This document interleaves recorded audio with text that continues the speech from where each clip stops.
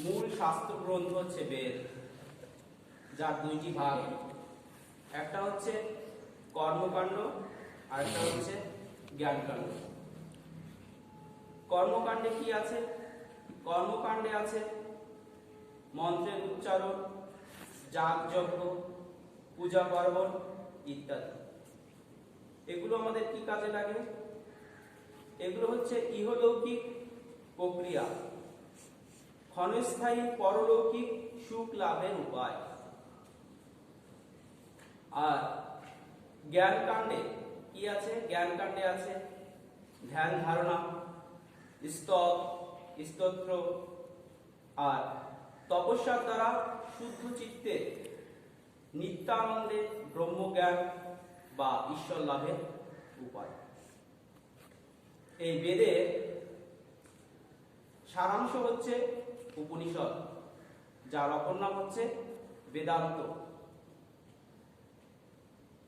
এটি এই বেদের জ্ঞানকাণ্ডের অন্তর্গত। আর এই উপনিষদের সারই হচ্ছে ভগবত গীতা। আমরা একটু খেয়াল করলে দেখতে পাই, আমরা যেহেতু প্রথম অধ্যায় শেষ করেছি, তার শেষে একটা কথা লেখা আছে।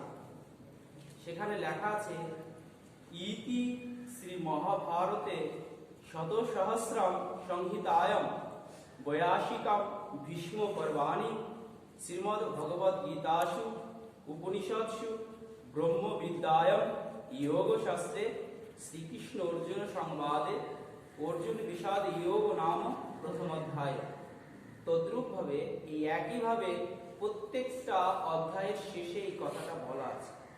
তার মানে এই কথা থেকে আমরা খুব সহজেই বুঝতে পারি যে এই গীতাটা কি? উপনিষদের সার, মানে বেদান্তের সার।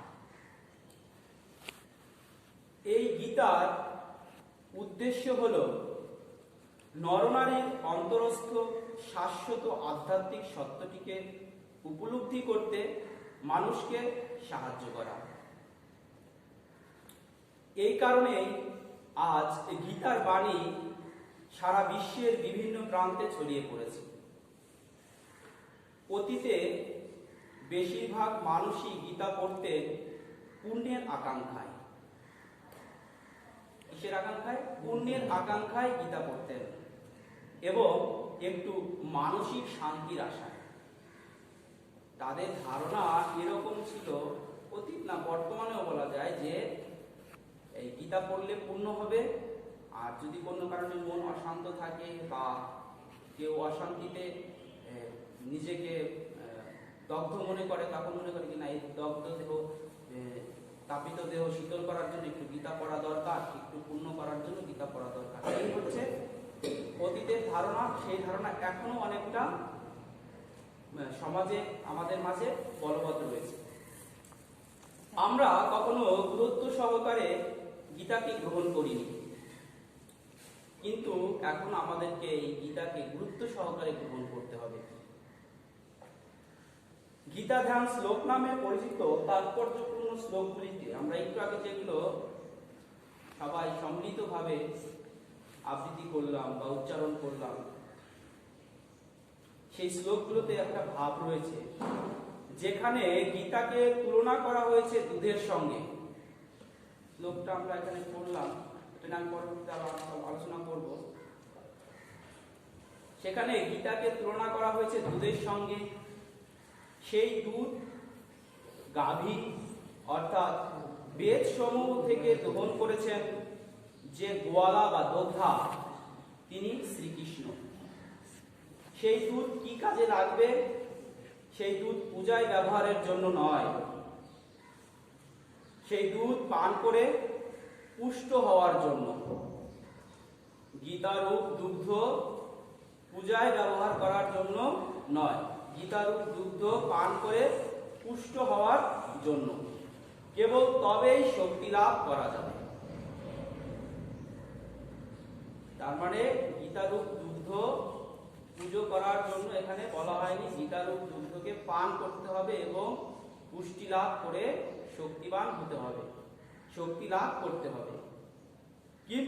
শত শত বছর ধরে আমরা সেই দুধ ভর্তি পাত্র ফুল চন্দন দিয়ে পূজা করছি, প্রণাম করছি, কিন্তু কখনো সেই দুধ পান করিনি। যেটা আমাদের সমাজে এখনো দেখা যায়, যে প্রত্যেক ঘরে হয়তো বা একটা গীতা আছে। কোথায় রাখা আছে? যে ছোট্ট একটা ঠাকুর ঘর আছে, ছোট্ট একটা ঠাকুরের আসন আছে, সেখানে লাল কাপড় দিয়ে আমরা সেটাকে কি করেছি, খুব যত্ন সহকারে বেঁধে রেখে দিয়েছি। প্রতিদিন ওটার উপরে ফুল চন্দন দেওয়া হচ্ছে, কিন্তু ওর মধ্যে যে কি আছে সেটা আদৌ দেখার চেষ্টাও করিনি, জানার চেষ্টাও করিনি, আর নিজের জীবনে সমাজে সেগুলো প্রতিফলিত করা তো দূরের কথা। তাই বলছে যে কিন্তু আমরা কখনো সেই দুধ পান করিনি, আর দুধ পান করিনি বিধায় আমরা দুর্বল। যদি আমরা গীতারূপ অমৃত দুধ পান করতাম তাহলে আমরা সকলেই সবল হতে পারতাম। কিভাবে সবল হতাম? শারীরিকভাবে সবল হতে পারতাম, মানসিকভাবে সবল হতে পারতাম, সামাজিকভাবে সবল হতে পারতাম।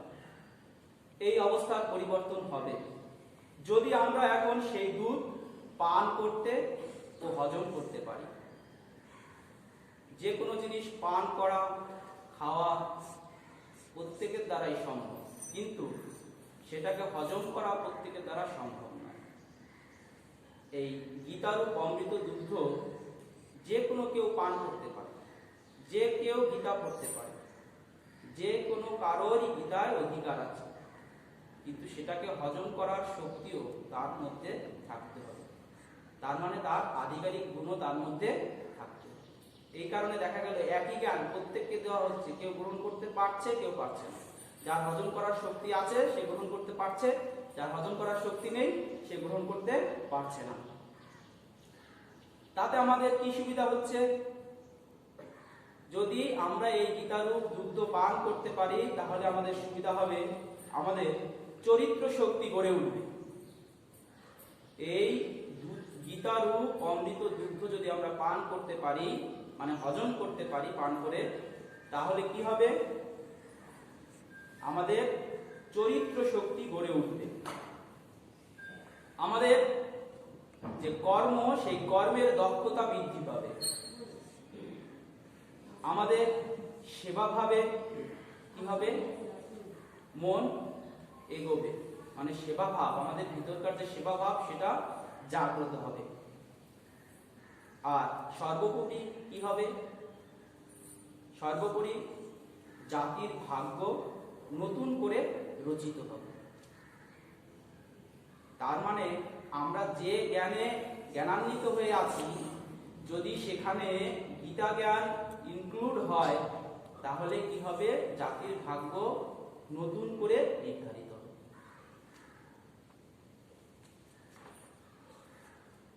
এই গীতার বাণী সার্বজনীন, গীতার বাণী সার্বজনীন, তাই সেটি পৃথিবীর যে কোনো জায়গায় যে কোনো মানুষের সম্বন্ধে প্রযোজ্য,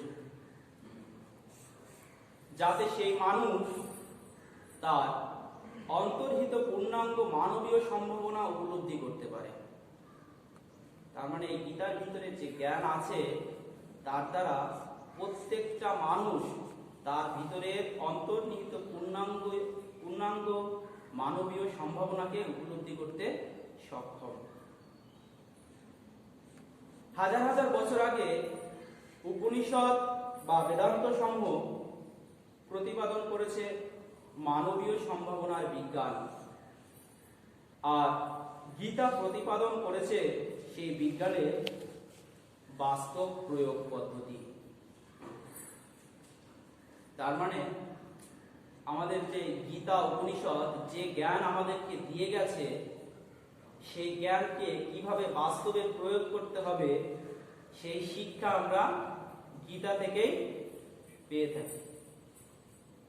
এই গীতা জ্ঞান লাভ না করে কোনো মানুষ ঈশ্বর লাভের পথে অগ্রসর হতে পারে না। এই গীতার মধ্যে কি আছে? গীতার মধ্যে আছে অক্ষয় সুখ, মানে যেই সুখের কোনো শেষ নেই। আমাদের সকলের আকাঙ্ক্ষিত বিষয় হচ্ছে সুখ। আমরা প্রত্যেকেই প্রত্যক্ষভাবে বা পরোক্ষভাবে সুখের পিছনে ছুটছি। সেই অক্ষয় সুখ কোথায় আছে? এই গীতার মধ্যে আছে। বলছে এই গীতার মধ্যে আর কি আছে? শাশ্বত শান্তি। আমরা প্রত্যেকেই চাই শান্তিতে থাকতে। কেউ অশান্তিতে থাকতে চাই না। সুখ শান্তি আমরা প্রত্যেকেই কামনা করি, কিন্তু সেই সুখ শান্তি কোথায় আছে তার আসল ঠিকানা আমরা কিন্তু কেউ খুঁজিও না এবং খোঁজার চেষ্টাও করি। এই গীতার মধ্যে আছে সেই শাশ্বত শান্তি। এই গীতার মধ্যে আছে ইহজগতের সমৃদ্ধি। কিছুক্ষণ আগেই বললাম যে গীতার অমৃত দুগ্ধ পান করলে কি হবে? আমাদের কর্মদক্ষতা বৃদ্ধি পাবে। গীতা পড়লে কি হবে? যে ছাত্র স্বভাবতই তার পড়াশোনা হচ্ছে কর্ম, সে যতটা ব্রিলিয়ান্ট, সে যতটা সহজে একটা পড়াকে আয়ত্তে নিতে পারে, যদি সে নিয়মিত গীতা পড়ে তাহলে সে আরো সহজভাবে এবং আরো সুন্দরভাবে তার পড়াকে আয়ত্ত করতে পারবে। যদি একজন উকিল নিয়মিতভাবে গীতাকে অধ্যয়ন করে, ওকালতি পেশায় তার যতটা দক্ষতা আছে তার দক্ষতা আরো বহুগুণ বৃদ্ধি পাবে। তদ্রূপভাবে যে যার জায়গায় আছে তার কর্মদক্ষতা বৃদ্ধি পাবে। কিসের মাধ্যমে? এই গীতারূপ অমৃত দুগ্ধ পান করার মাধ্যমে। আর কর্মদক্ষতা যদি বৃদ্ধি পায় তাহলে এই ইহজগতের সমৃদ্ধিও তার বৃদ্ধি পাবে। কারণ কি? কর্মের মাধ্যমে অর্থ আসে, অর্থের মাধ্যমে সমৃদ্ধি আসে। তো কর্মের দক্ষতা যদি কারো বৃদ্ধি পায় তাহলে অর্থ আপনা আপনি আসতে পারে। এছাড়া গীতায় আর কি আছে? গীতায় আছে আগত শঙ্কা। আমাদের জীবন চলার পথে তো আমরা বিভিন্ন সময় বিভিন্ন শঙ্কার সম্মুখীন হই। সেই শঙ্কাগুলি কিভাবে কাটিয়ে আমরা ঈশ্বরের পথে অগ্রসর হতে পারি, সেই শঙ্কাগুলি সমাধানের পথ গীতা শাস্ত্রের মধ্যে আছে। ভগবত গীতা মানুষের সমস্যাকে মানুষের মতোই করে দেখে আর সমস্যার মতো করেই বিশ্লেষণ করে। প্রথমে এই গীতা কেবল ভারতেই প্রচলিত ছিল, তাও সমগ্র ভারতে নয়। মাত্র কয়েকজন সংস্কৃত পণ্ডিতের মধ্যে এই গীতা সীমাবদ্ধ ছিল। গীতার উপর সংস্কৃত ভাষায় মহান ভাষ্য রচনা করে তাকে বিশাল মহাভারত মহাকাব্য থেকে বের করে এনে জনসাধারণের কাছে সর্বপ্রথম উপস্থাপন করলেন আদি শঙ্করাচার্য। কিন্তু দুঃখের বিষয় হচ্ছে আমরা অনেকেই এই শঙ্করাচার্যকেই চিনি না। আমাদের এখানে একটা ছবি আছে, যারা কখনো দেখেনি দেখে নিতে পারেন। আদি শঙ্করাচার্য ইনি সর্বপ্রথম গীতা ভাষ্য রচনার মাধ্যমে কি করলেন? জনসাধারণের সম্মুখে নিয়ে আসলেন। এই গীতার বাণী বিশ্বজনীন, বাস্তবমুখী, শক্তিদায়ী এবং পবিত্রকারী। প্রথমেই বললাম এই গীতাটা কোনো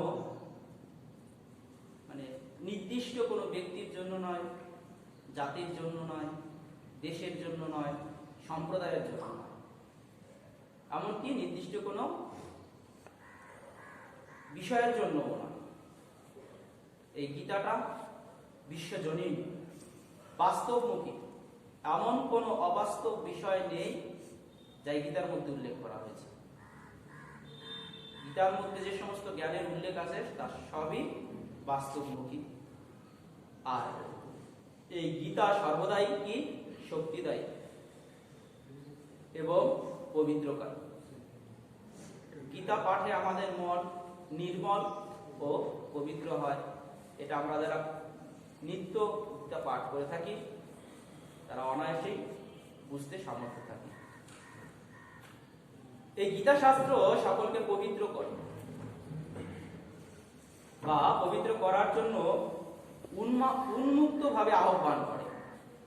গীতা শাস্ত্র প্রত্যেককে জাতি ধর্ম নির্বিশেষে প্রত্যেককে পবিত্র করার জন্য উন্মুক্ত ভাবে আহ্বান করে।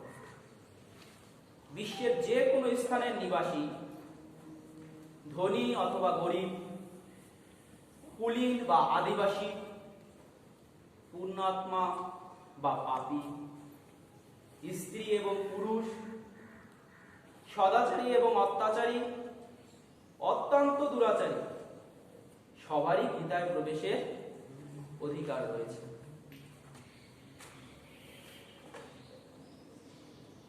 এই গীতা আমাদের ওপর এমন কিছু মতবাদ চাপিয়ে দেয় না যা নিয়ে আমরা কোনো প্রশ্ন করতে বা প্রশ্ন করবার অধিকার রাখি না। গীতা সকলকে আহ্বান জানায় তার শিক্ষাকে প্রশ্ন করবার এবং কেবল তারপরেই সে শিক্ষাকে অনুসরণ করবার। এই কথাটা একজন পূজনীয় মহারাজ বলেছিলেন, অন্ধ বিশ্বাস নয়, বিচার করিয়া জানিয়া শুনিয়া বিশ্বাস করিতে পারিলে তাহার সাক্ষাৎ উপলব্ধি হইবে। এই প্রত্যক্ষ উপলব্ধি হচ্ছে যথার্থ ধর্ম। যদি ধর্ম বলে কিছু থাকে তাহলে তাকে কি করতে হবে? উপলব্ধি করতে হবে। আর এই উপলব্ধি কিভাবে সম্ভব? এই গীতা শাস্ত্রের মাধ্যমে করা সম্ভব। সাধারণত আমরা গীতা পাঠ শুরু করার আগে কি করে থাকি? ধ্যান মন্ত্রগুলো পাঠ করে থাকি। এই গীতা ধ্যান শ্লোক নামে পরিচিত 9টি শ্লোক আমরা কিছুক্ষণ আগে পাঠ করলাম। এই গীতা ধ্যান মন্ত্র শ্লোক নামে ধ্যান শ্লোক নামে পরিচিত এই 9টি শ্লোক কে বা কখন রচনা করেছে তা নিয়ে অনেক দ্বিধামত আছে। তবে অনেকের ধারণা বা কেউ কেউ বিশ্বাসও করেন গীতা ও শ্রীমদ্ ভগবতের টিকাকার শ্রীধর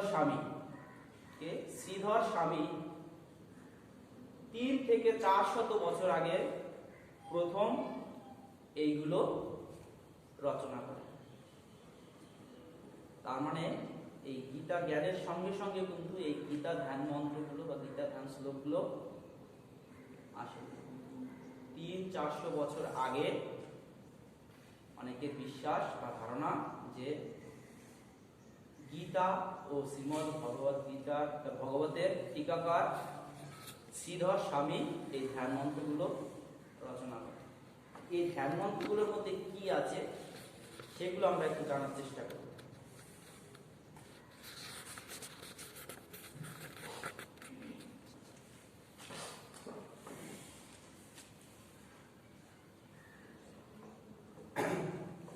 প্রথম মন্ত্রটায় আছে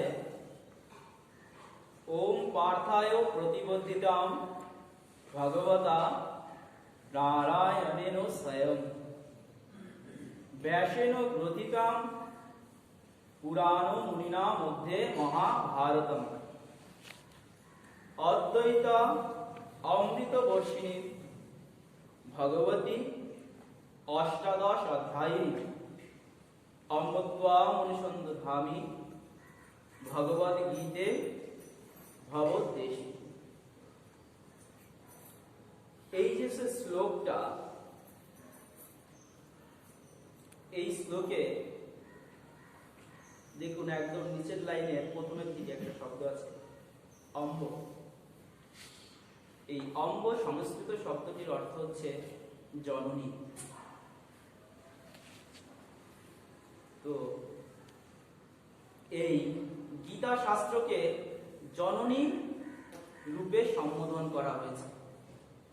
গীতা শাস্ত্রটাকে কি জননী রূপে সম্বোধন করা হয়েছে। কেমন?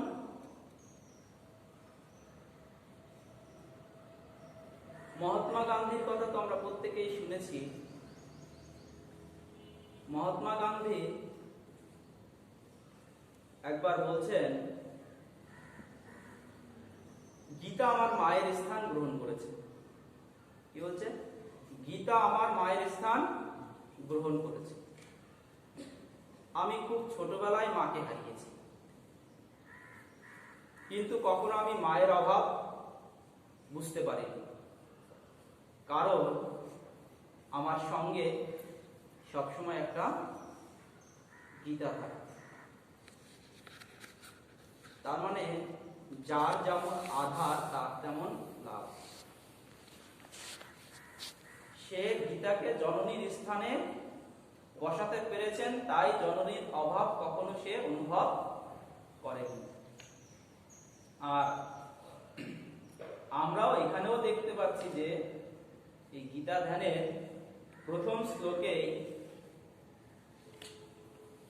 গীতাকার বা গীতার টিকাকার কি বলছেন যে অম্ব অম্ব ত্বম অনুসন্ধামি। পরে বলছে গীতাকে প্রথম শ্লোকের মাধ্যমে কি বলছে? জননী। তাহলে আমরা এটা জানতে পারলাম যে গীতাটা আমাদের মাতৃস্বরূপা। হে জননী ভগবত গীতে, আপনার মাধ্যমে স্বয়ং ভগবান নারায়ণ কর্তৃক পার্থ অর্জুনকে উপদিষ্ট হয়েছিলেন। আপনি প্রাচীন মহর্ষি বেদ ব্যাসদেব কর্তৃক মহাভারতে গ্রথিতা অষ্টাদশ অধ্যায় রূপিণী অদ্বৈত তত্ত্বরূপ অমৃত বর্ষিণী ও পুনর্জন্ম নাশিনী ভগবতী আমি সদা আপনার ধ্যান করি। তার মানে আমরা এটা প্রথমেই বুঝতে পারছি, এই প্রথম শ্লোকটার দ্বারা টিকাকার কি বলতে চাচ্ছেন যে এই গীতা শাস্ত্রের মাতৃরূপা মাতৃস্বরূপা গীতা শাস্ত্রের ধ্যান করছেন এই প্রথম শ্লোকটার মাধ্যমে। কি বলে? যে আপনি স্বয়ং উপদিষ্ট হয়েছিলেন। কোথায় উপদিষ্ট হয়েছিলেন? স্বয়ং ভগবান নারায়ণ বা শ্রীকৃষ্ণের দ্বারা। কার কাছে? পার্থ অর্জুনের কাছে। এই গীতা শাস্ত্রের মধ্যে ভগবান শ্রীকৃষ্ণের বাণী আছে, আমরা প্রত্যেকে জানি। তো এই গীতা শাস্ত্র মূলত বা গীতার বাণী মূলত ভগবান শ্রীকৃষ্ণ তার শিষ্য অর্জুনকে উপদিষ্ট করেছিলেন। তাহলে এটা আমরা বুঝতে পারছি যে এটা বস্তুত কি গুরু শিষ্যের কথোপকথন। এই গীতা শাস্ত্রটা কি গুরু শিষ্যের কথোপকথন। আর গুরু শিষ্যের কথোপকথন যে সেটা আমরা দ্বিতীয় অধ্যায়ে দেখতে পাই। সেখানে অর্জুন ভগবান শ্রীকৃষ্ণকে বলছে যে শিষ্যস্তম সাধিমাম তাম প্রপন্নম, শিষ্যস্তম সাধিমাম তাম প্রপন্নম। হে ভগবান, আমি আপনার শিষ্য, আপনার শরণাগত, যাতে আমার কল্যাণ হয়, আমাকে সেই উপদেশ প্রদান করুন। তার মানে অর্জুন ভগবান শ্রীকৃষ্ণের নিকট প্রার্থনা করলেন। কি প্রার্থনা করলেন? যে আমি আপনার শিষ্য, আমি আপনার শরণাগত, যাতে আমার কল্যাণ হয়, আপনি আমাকে সেই উপদেশ দান করুন। তার মানে এই গীতা শাস্ত্রের মধ্যে যে সমস্ত উপদেশ আছে সবগুলোই আমাদের জন্য, শুধু অর্জুনের জন্য নয়, আমাদের প্রত্যেকের জন্য কল্যাণ। কোনো উপদেশই বা কোনো একটা শব্দ আমাদের জন্য অকল্যাণকর নয়।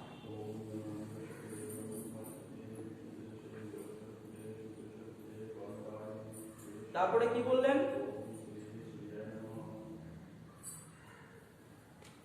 যে আপনি প্রাচীন মহর্ষি ব্যাসদেব কর্তৃক মহাভারতে গ্রথিত।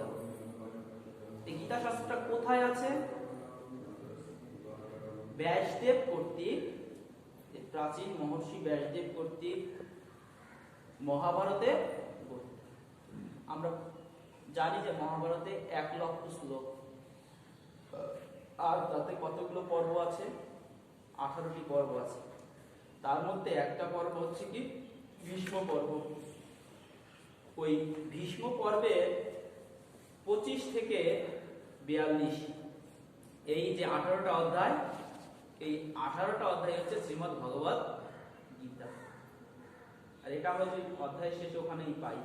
আবার বলছি সেই কথাটা। ইতিশ্রী মহাভারতে শতসহস্রাম সংহিতায়াম বয়াশিকাম ভীষ্ম পর্বাণি শ্রীমদ্ ভগবদ গীতাসু উপনিষৎসু ব্রহ্মবিদ্যায়াম যোগশাস্ত্রে।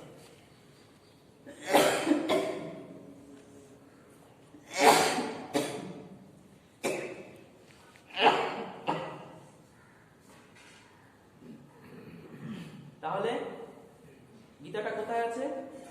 মহাভারতের ভীষ্ম পর্বে 25 থেকে 42তম যে 18টা অধ্যায়, সেই 18টা অধ্যায়তে আছে। সেই কথাটা এখানে বলছে যে অষ্টাদশ অধ্যায় রূপী। গীতাটা কেমন?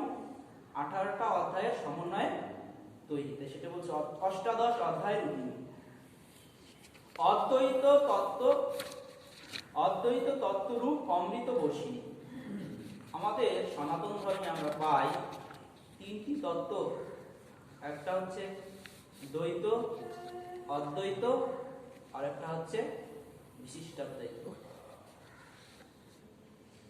তো এই অদ্বৈত তত্ত্বে যে অমৃত রূপ বা ধারা, সেটা এই গীতায় সুন্দর স্পষ্ট ভাবে ব্যাখ্যা করা আছে। এই অদ্বৈত রূপটা কি? রাম, ভগবান শ্রীরাম হনুমানকে একদা জিজ্ঞেস করছে, আচ্ছা আমাকে তোমার কি মনে হয়? তখন হনুমান বলছেন, দেহ বুদ্ধা দাসস্মি জীব বুদ্ধা তদস্মাকম আত্মবুদ্ধা তম এবাহম ইতি মে নিশ্চিতমতি। বলছে যখন আমার দেহ বুদ্ধি হয় তখন তুমি প্রভু আর আমি তোমার দাস। যখন আমার ভিতরে দেহ বুদ্ধি কাজ করে তখন তুমি প্রভু, আমি তোমার দাস। আর যখন জীব বুদ্ধি কাজ করে তখন তুমি, আমি তোমার অংশ। যখন জীব বুদ্ধি কাজ করে আমি তোমার অংশ, এবং যখন আমার মধ্যে আত্মবুদ্ধি কাজ করে তখন তুমি আর আমি এক। সেটাই বলছে দেহ বুদ্ধা দাসস্মি জীব বুদ্ধিয়া তৎ अस्माकम আত্মবুদ্ধা তম এবাহম ইতি মে নিশ্চিতমতি। এটাই আমার নিশ্চিত মত।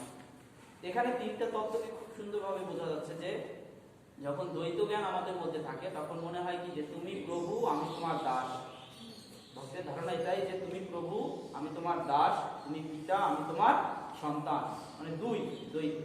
অদ্বৈত তার মানে হচ্ছে অদ্বৈত মানে আলাদা কেউ নয়, তারই একটা অংশ। সেটা হচ্ছে যখন জীব বুদ্ধি হয় তখন মনে হয় যে তুমি পূর্ণ আমি তোমার অংশ। যেরকম মনে করেন যে অগ্নি আগুনের শিখাকে কিন্তু আলাদা, শিখার কোনো অস্তিত্ব নাই, শিখা কিন্তু আগুন থেকেই উৎপন্ন, আর শিখা আগুনের সাথেই সম্পৃক্ত।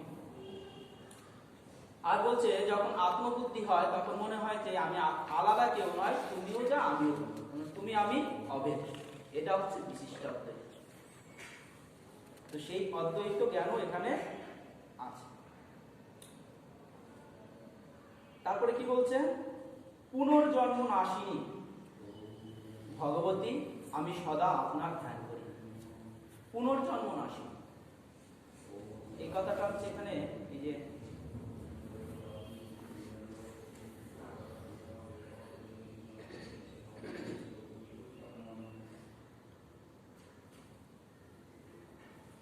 এই ভবদ্দেশিনী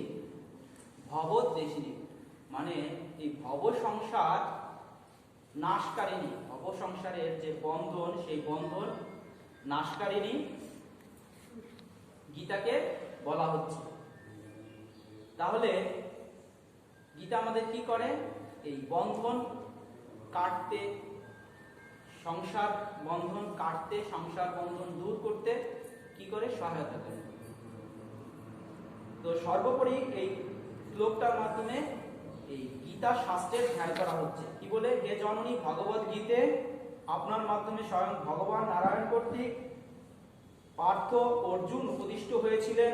আপনি প্রাচীন মহর্ষি ব্যাসদেব কর্তৃক মহাভারতে গ্রথিতা অষ্টাদশ অধ্যায় রূপিণী অদ্বৈত তত্ত্বরূপ অমৃতবর্ষিণী ও পুনর্জন্ম নাশিনী ভগবতী আমি সদা আপনার ধ্যান করি। পরের শ্লোকে বলছে, নমস্তুতে ব্যাস বিশাল বুদ্ধে ফুল্যারবিন্দায় অতপত্র নেত্র येनोत्तया ভারত তৈল পূর্ণ প্রজ্বলিত জ্ঞানময় প্রদীপ। হে মহামতি ব্যাসদেব, মহামতি মানে বিশাল বুদ্ধির অধিকারী। সেখানে নমস্তুতে ব্যাস বিশাল বুদ্ধি। কারো যদি আমাদের সমাজে একটু বুদ্ধি বেশি থাকে, বিশাল বুদ্ধি হয়ে গেছে তোর না, সেরকম এখানে এই শ্লোকটার মাধ্যমে টিকাকার বলছে যে বিশাল বুদ্ধির অধিকারী ব্যাসদেব। তো বিশাল বুদ্ধির অধিকারী হওয়ার কারণে তার নাম হয়েছে মহামতি। বলছে, হে মহামতি ব্যাসদেব, আপনার চোখ দুটি প্রস্ফুটিত পদ্মের মতো বিশাল। আপনি মহাভারত রূপ তৈলপূর্ণ জ্ঞানময় প্রদীপ প্রজ্বলিত করেছেন। মানে আপনার মাথায় যদি এতটুকু বুদ্ধি না থাকতো তাহলে আপনি এই মহাভারত রূপ তৈলপূর্ণ জ্ঞানময় প্রদীপ প্রজ্বলিত করতে পারতেন না। আপনাকে আমি প্রণাম করি। তাহলে এই দ্বিতীয় শ্লোক দ্বারা কি বোঝানো হচ্ছে? দ্বিতীয় শ্লোক দ্বারা কাকে প্রণাম করা হচ্ছে? এই গীতার রচয়িতা, মহাভারতের রচয়িতা ব্যাসদেবকে প্রণাম জানানো হচ্ছে দ্বিতীয় শ্লোকটির দ্বারা। তৃতীয় শ্লোকে বলছে, প্রপন্ন পারিজাতায় তত্র বেত্রৈ কপানয় জ্ঞান মুদ্রায় কৃষ্ণায় গীতামৃত দুহে নমঃ। শরণাগতের কল্পবৃক্ষ তুল্য, এক হাতে অশ্বতারণের বেত্রদণ্ডধারী, গীতারূপ অমৃত দহনকারী ও দক্ষিণ হস্তে মানে অন্য হস্তে জ্ঞান মুদ্রাযুক্ত ভগবান শ্রীকৃষ্ণকে প্রণাম করি। তার মানে তৃতীয় শ্লোক দ্বারা ভগবান শ্রীকৃষ্ণকে প্রণাম করা হচ্ছে। কোন অবস্থায় প্রণাম করা হচ্ছে? আমরা কিন্তু অনেক সময় অনেক ছবিতে, এখন আধুনিক যুগে ইন্টারনেটের কারণে অনেক সময় অ্যাভেলেবেল আমাদের মোবাইলের স্ক্রিনে বিভিন্ন সময় বিভিন্ন ছবি দেখা যায়। তাছাড়া এমনিতেও প্রিন্ট করা ছবি অনেক পাওয়া যায়, যে রথের উপরে ভগবান শ্রীকৃষ্ণ দাঁড়িয়ে আছে। কিভাবে? এক হাতে অশ্ব পরিচালনা করার যে লাগাম, সেই লাগাম এবং বেত্র কাঠি এক হাতে ধরে আছে এবং আরেক হাতে তার জ্ঞান মুদ্রা আছে। জ্ঞান মুদ্রাটা কিরকম? এই যে বৃদ্ধা আঙ্গুলটা আর এই যে তর্জনীটা মুড়ে এনে এই যে বৃদ্ধা আঙ্গুলটি চেপে ধরে বাকি যে তিনটা আঙুল আছে সেই আঙুলগুলোকে পিছনের দিকে ছড়িয়ে রেখে এটা হচ্ছে জ্ঞান মুদ্রা। জ্ঞান মুদ্রাধারী তো বলছে এক হস্তে অশ্ব পরিচালনা করার জন্য লাগাম এবং বেত্রধারী এবং অন্য হস্তে মানে দক্ষিণ হস্তে ডান হস্তে কি জ্ঞান মুদ্রাধারী শ্রীকৃষ্ণকে প্রণাম করি। এখানে বলছে শরণাগতের কল্পবৃক্ষ তুল্য। শরণাগতের কল্পবৃক্ষ তুল্য, কল্পবৃক্ষটা কি? পারিজাতায়, হ্যাঁ, প্রপন্ন পারিজাতায়। পারিজাত বৃক্ষ আমরা জানি যে এটা স্বর্গের একটা বৃক্ষ। কি বৃক্ষ? কল্পবৃক্ষ। সেই পারিজাত বৃক্ষের কথা এখানে বলা হচ্ছে। কল্পবৃক্ষ কি? আমরা কিছুদিন আগে 1 জানুয়ারি ঠাকুরের কল্পতরু উৎসব করলাম। সেদিন ঠাকুর কল্পতরু হয়েছিলেন। কিরকম ব্যাপারটা? যে সেই দিন ঠাকুরের কাছে ঠাকুর যখন কল্পতরু হয়েছিলেন তখন তার কাছে যে যা চেয়েছে সে তাই পেয়েছে। ধর্ম, অর্থ, মোক্ষ, হ্যাঁ, যে যা চেয়েছে সে তাই পেয়েছে। তদ্রূপ এই ভগবান শ্রীকৃষ্ণ হচ্ছে কি শরণাগতের কল্পবৃক্ষ। শরণাগত হয়ে তার কাছে যা আশা বা আকাঙ্ক্ষা করা হয় তিনি সেটা দেওয়ার জন্য প্রস্তুত। তাই বলছে শরণাগতের কল্পবৃক্ষ তুল্য এক হাতে অশ্ব তারণের বেত্রদণ্ডধারী গীতারূপ অমৃত দহনকারী অন্য হস্তে জ্ঞান মুদ্রা যুক্ত ভগবান শ্রীকৃষ্ণকে প্রণাম করি। এখন এই শরণাগত কেমন শরণাগত?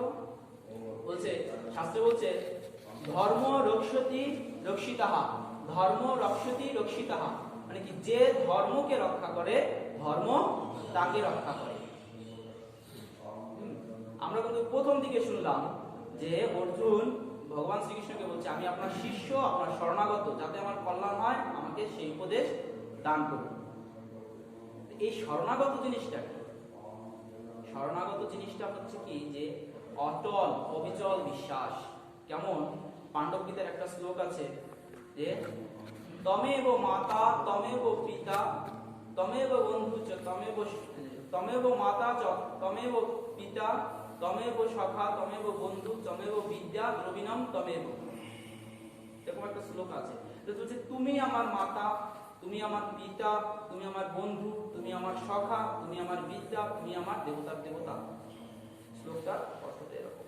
এই যে অচলা বিশ্বাস, এই বিশ্বাসটা যদি স্থাপন করা যায় তাহলেই হলো ঠিক ঠিক শরণাগতি। এক ভক্তিমতী মেয়ে ছোটবেলা থেকেই তার ঈশ্বরে খুব অচলা ভক্তি। সে কি করেছে? কখনো তার বিশ্বাসের কমতি নেই। ছোটবেলা থেকেই তার ভক্তির কোনো কমতি নেই, বিশ্বাসের কমতি নেই। দেখতে দেখতে সে বড় হয়েছে, তার বিয়েও হয়েছে। বর্তমান সমাজে যেমনটা দেখা যায় তার কপালেও ঠিক তেমনটাই হয়েছে। যেখানে বিয়ে হয়েছে শ্বশুর বাড়িতে গিয়ে শাশুড়ির সাথে তার বনিবনা হচ্ছে। তো এক সময় তার উপর তার নিজের উপরে খুব শঙ্কা জেগেছে এবং সে সিদ্ধান্ত নিয়েছে সে আত্মহত্যা করবে। কিন্তু সে এতটাই সরল বিশ্বাসী এবং ভক্তিমতী যে আত্মহত্যা করবে, কিন্তু আত্মহত্যা কিভাবে করে সেটা সে জানে। যে সে এই জীবন আর রাখবে না, কিন্তু কিভাবে যে রাখবে না সেটা সে অনুমান করতে পারছে না বা অনুধাবন করতে পারছে। তো একদিন সে সিদ্ধান্ত নিয়ে তার বিয়ের শাড়ি এবং গয়না পরে বেরিয়েছে ঘর থেকে আত্মহত্যা করতে। এবং আত্মহত্যা করার জন্য বেরিয়েছে। স্বভাবতই তার মন খুব খারাপ। একটা গাছের নিচে খুব গম্ভীর হয়ে বসে আছে, খুব কান্নাকাটিও করছে। ওই অবস্থায় পথ দিয়ে যাচ্ছে এক ঢাকি, সঙ্গে তার একটা ঢাক। এবার সে তার গায়ে দেখছে অনেক গয়না এবং নতুন একটা শাড়ি পরা, আশপাশে কেউ নেই। ওই গয়নাগুলো দেখে মোটামুটি ঢাকির একটা লোভ। তো বলছে তুমি এখানে কি কান্নাকাটি করছো কেন? বলছে আমি আত্মহত্যা করবো সেজন্য কান্নাকাটি করছি। আচ্ছা সেটা আবার কেমন কথা? আত্মহত্যা করবো, কিন্তু কিভাবে করবো সেটা আমি বুঝতে পারতেছি না। ও এই কথা। ঢাকি সুযোগ পেয়ে গেল। সেই সুযোগে কি বলছে যে যদি আত্মহত্যা করে তাহলে এই জিনিসগুলো তো আমারই, আমি নিয়ে বলছে ঠিক আছে আমি তোমাকে দেখিয়ে দিচ্ছি কিভাবে আত্মহত্যা করবে। ঢাকি দেখিয়ে দিচ্ছি। কি করছে? সে তার কাছে থাকা গামছাটাকে গাছের সঙ্গে বেঁধেছে, বেঁধে ঢাকটাকে দাঁড় করিয়েছে। দাঁড় করিয়ে এবার বলছে এইভাবে এইভাবে করে তুমি এইভাবে ঝুলে পড়ো, এই কথা বলে যে ঢাকের উপর ঢাকি দাঁড়িয়েছে, ঢাক সরে গেছে, এখন তার গলায় ফাঁস লেগে গেছে। যখন গলায় ফাঁস লেগে গেছে তখন সে কি করছে, তার যে অস্বস্তি ভাব সেটা সে প্রকাশ করছে। ওটা দেখে সেই সরল ভক্তিমতী মেয়ের খুব ভয় হয়েছে, সে দৌড়ে ছুটে বাড়ি চলে গেছে। এখানে কি হলো, তার যে ঈশ্বরের প্রতি শরণাগতি, তার ইচ্ছে ছিল সে কি আত্মহত্যা করবে, কিন্তু ঈশ্বর তাকে বলছে ধর্ম রক্ষিতি রক্ষিতা, যে ধর্মকে রক্ষা করে ধর্ম তাকে রক্ষা করে। এখানে দেখুন ঢাকি কি করলো, তার ধর্মকে ভুলে গেল, সে লোভে পড়লো, সেই কারণে তাকে কি করতে হলো, মরতে হলো। আর সে ভক্তিমতী, ভগবানের প্রতি শরণাগত, তাকে ভগবান রক্ষা করবে, তার আত্মহত্যা করতে হলো। তদ্রূপ ভাবে শরণাগতকে ভগবান এইভাবেই রক্ষা করে থাকে। এবার চতুর্থ শ্লোকে বলছে, সর্বপরিষদ গাব দগ্ধা গোপাল নন্দন পার্থ বৎস সুধীর ভোক্তা দুগ্ধম গীতম ঋতম মহৎ। উপনিষদ গুলো হলো গাভী, দগ্ধা হলেন গোপাল পুত্র, গোপালক পুত্র শ্রীকৃষ্ণ, পার্থ বা অর্জুন হচ্ছে বৎস, শুদ্ধ বুদ্ধি নারী পুরুষ পানকর্তা, এবং অমৃতময়ী গীতা হলো দুগ্ধ। এই শ্লোকটার কথা আমরা প্রথমেই কিন্তু শুনে এসেছি। দুগ্ধ আমাদের কি করতে হবে, পান করতে হবে। আর এই কথাটা প্রথমেই কিন্তু বললাম যে প্রত্যেকটা জিনিস পান করার, প্রত্যেকটা জিনিস পান করার ক্ষমতা প্রত্যেকের আছে, কিন্তু সেটাকে হজম করার ক্ষমতা কিন্তু প্রত্যেকের নেই। বলছে কারা এটাকে হজম করতে পারবে বা কারা পান করার অধিকারী, শুদ্ধ বুদ্ধি নারী পুরুষ, শুদ্ধ বুদ্ধি নারী পুরুষ এটা পালন করার অধিকারী। যেমন মনে করেন পানীয়, দুধও পানীয়, আবার মদও পানীয়। যে মদ পান করে অভ্যস্ত, তাকে যদি অফার করা হয় যে আপনাকে 1 গ্লাস মদ দেওয়া হবে আর 5 গ্লাস দুধ দেওয়া হবে, আপনি কোনটা গ্রহণ করবেন? সে কিন্তু স্বভাবতই কি করবে, 1 গ্লাস মদকেই গ্রহণ করে নেবে। 5 গ্লাস দুধ যে কতটা পুষ্টিগুণ সমৃদ্ধ সেটা কিন্তু সে আদৌ চিন্তা করার চেষ্টা করবে। আর যে দুধের স্বাদ পেয়েছে তাকে যদি বলা হয় যে 1 গ্লাস দুধ দেওয়া হবে আর 100 গ্লাস মদ দেওয়া হবে, সে কিন্তু ওই 100 গ্লাস মদকে বাদ দিয়ে ওই 1 গ্লাস দুধকেই গ্রহণ করবে, কারণ দুধের স্বাদ সে পেয়ে গেছে। তো এই শুদ্ধ বুদ্ধি যাদের আছে তারাই এই গীতারূপ অমৃত দুগ্ধ পান করতে পারবে এবং সেটাকে হজম করতে। এই কারণে আমাদের কি করতে হবে, শুদ্ধ বুদ্ধির অধিকারী। আর এই উপনিষদ গুলো হচ্ছে গাভী, যেখান থেকে এই দুধকে দহন করে আনা হয়েছে। আর দহন করে কে আনলেন, ভগবান শ্রীকৃষ্ণ। উপনিষদের যে 60টুকু সেটাকে তার উপদেশের মাধ্যমে তার শিষ্যের কাছে উপস্থাপন করলেন। এই জন্য শিষ্যকে এখানে কি বলা হচ্ছে, বৎস মানে বাছুর, গাভীর বাছুর হিসেবে উল্লেখ করা হচ্ছে। পরবর্তী শ্লোকে এখানেও ভগবান শ্রীকৃষ্ণের বন্দনা করা হচ্ছে। কি বলে, বসুদেব সুতম দেবম কংস চাণুর অমর্দনম দেবকী পরমানন্দম কৃষ্ণম বন্দে জগদ্গুরু। কংস চাণুর নামক 2 দৈত্য বিনাশক জননী দেবকীর পরমানন্দদায়ক বসুদেব পুত্র জগদ্গুরু ভগবান শ্রীকৃষ্ণকে বন্দনা করি। এখানে শ্রীকৃষ্ণকে ভগবান, এই জগদ্গুরু, ভগবান শ্রীকৃষ্ণকে জগদ্গুরু কেন বলা হলো? শ্রীকৃষ্ণ জগতে কোনো বিশেষ সম্প্রদায়ের জন্য, কথাটা আমি আগেও বলেছি, আবার বলছি, কোনো বিশেষ সম্প্রদায়ের জন্য বা কোনো দেশকে, কোনো জাতিকে শিক্ষা প্রদান করার জন্য আসেননি। তিনি এসেছিলেন সমগ্র জাতির জন্য। কোন জাতির জন্য? সমগ্র মানব জাতির জন্য। আর এই জন্যই এই শ্লোকটার মাধ্যমে টিকাকার ভগবান শ্রীকৃষ্ণকে কি বলে আখ্যায়িত করছেন? জগৎ গুরু। এর পরবর্তী শ্লোকটা রূপক অলঙ্কারে পূর্ণ। বলছে ভীষ্ম দ্রোণ তটা জয়দ্রথ জলা গান্ধার নীলোৎপলা শাল্য গ্রাহাবতী কৃপেণ বহনী কর্ণেন বেলাকুলা অশ্বথাম বিকর্ণ ঘোর মকরা দুরীয় ধনাবর্তিনী সত্যিনা খলু পাণ্ডবৈ রণনদী কৈবর্তকে রণনদী মানে যুদ্ধের নদী। এই শাস্ত্রটাকে বা এই শাস্ত্রের যে কাহিনীটা, এই কাহিনীটাকে একটা যুদ্ধের নদী হিসেবে আখ্যায়িত করেছে। সেই যুদ্ধের নদীটা কেমন ছিল? বলছে সেই যুদ্ধরূপ যে নদী, ভীষ্ম দ্রোণরূপ দুই তীর, জয়দ্রথ রূপ জল, গান্ধার রাজরূপ নীলপদ্ম, শল্যরূপ ভাঙর, কৃপরূপ খরস্রোত, কর্ণরূপ কীট প্লাবী তরঙ্গ, অশ্বত্থামা ও বিকর্ণরূপ ভয়ঙ্কর দুই ভূমি এবং দুর্যোধন রূপ ঘূর্ণাবর্ত। এই যুদ্ধের নদীটা এই জিনিসগুলোতে পরিপূর্ণ।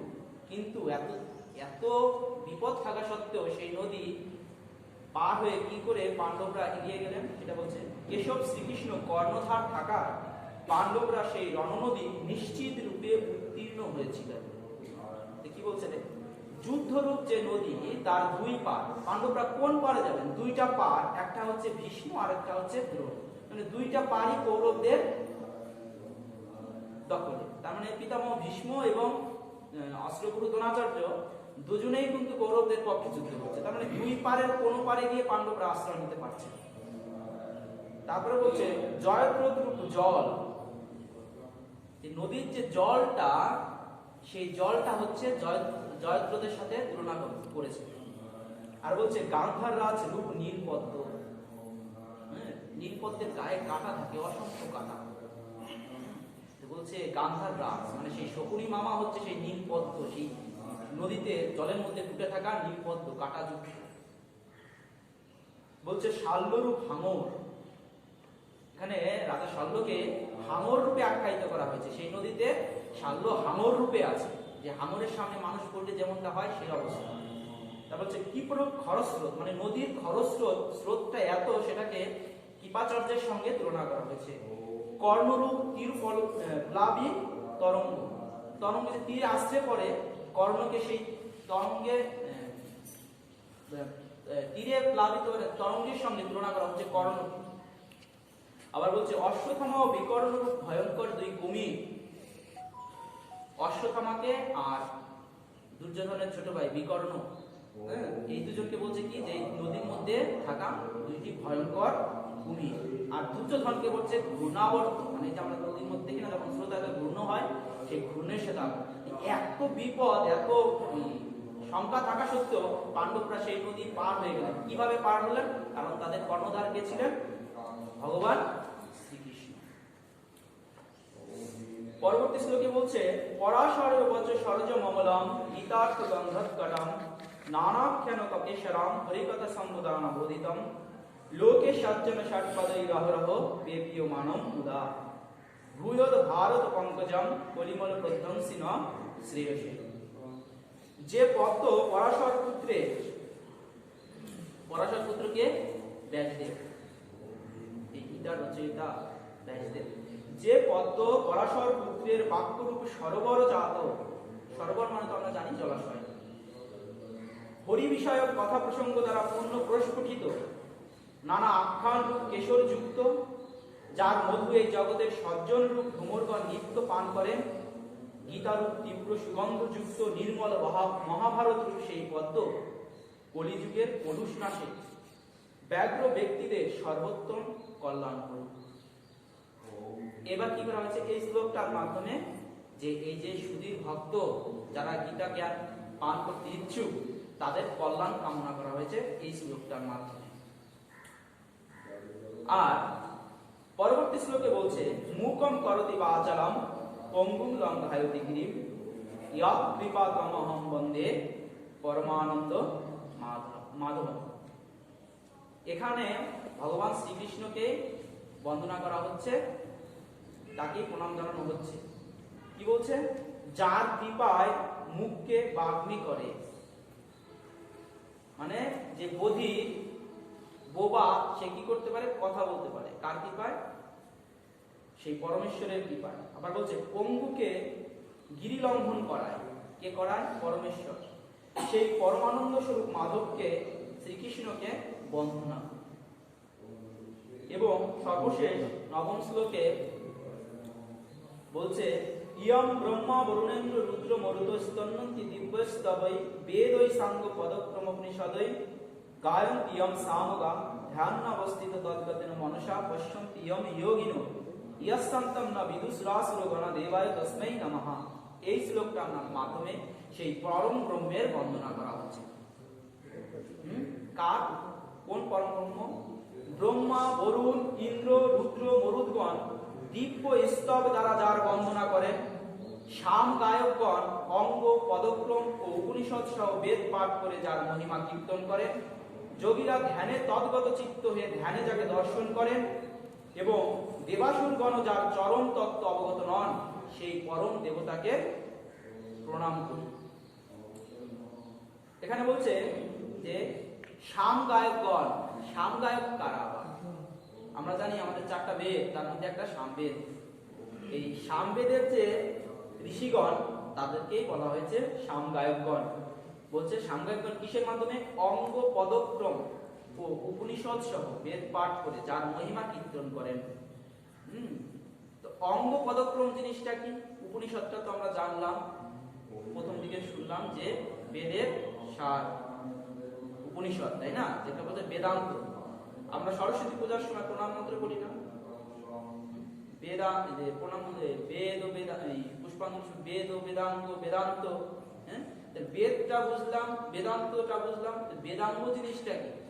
বেদাঙ্গটা হচ্ছে যে এই বেদ পাঠ করার বা বেদের যে সহায়ক বই সেগুলো হচ্ছে, সেই সহায়ক বই এখানে বলেছে যে অঙ্গ পদক্রম বেদাঙ্গ, বেদের অঙ্গ যেগুলো, এগুলো কিন্তু আলাদা কিছু নয়, বেদের অঙ্গ। বেদ, বেদাঙ্গ, বেদান্ত, বেদান্তটা জানলাম আমরা উপনিষদ। এই যে পদ, অঙ্গ, পদক্রম যেখানে উল্লেখ করেছে এগুলো বেদাঙ্গ। তো এই মোটামুটি আমরা 9টা শ্লোক সম্পর্কে আজকে জানলাম। আর